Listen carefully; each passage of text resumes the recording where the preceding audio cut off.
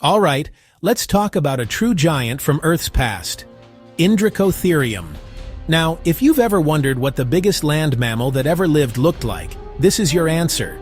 Indricotherium, sometimes called Baluchitherium, Paraceratherium, Zungariotherum, was an absolute titan.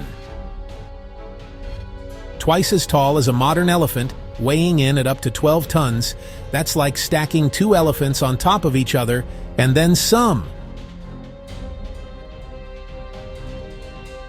But here's the thing, when the first fossils were found, all paleontologists had was a massive skull. So early reconstructions made Indricotherium look like a chunky, elephantine beast.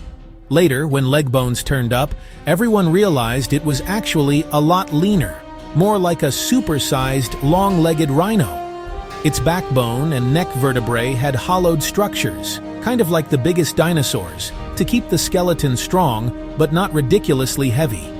Its legs, huge, but not as thick as you'd expect, and each foot had just 3 toes, a bit like today's rhinos. The teeth are wild too, a pair of tusk-like incisors pointing down from the top, and another set jutting forward from below. And that upper lip? Probably super muscular, maybe even forming a short trunk to help grab leaves from tall trees. Now, you'd think an animal this size would move like a tank, right? But here's a surprise. Its knees, elbows, and ankles were actually pretty flexible. More rhino than elephant. So it might have been able to gallop, despite being the size of a small bus. Molecular studies of its teeth show it preferred shady woodlands.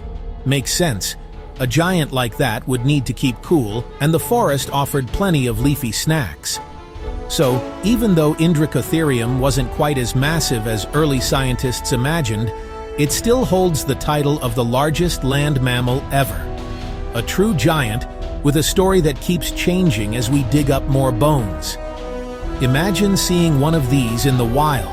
Now that's a walk in the park you'd never forget.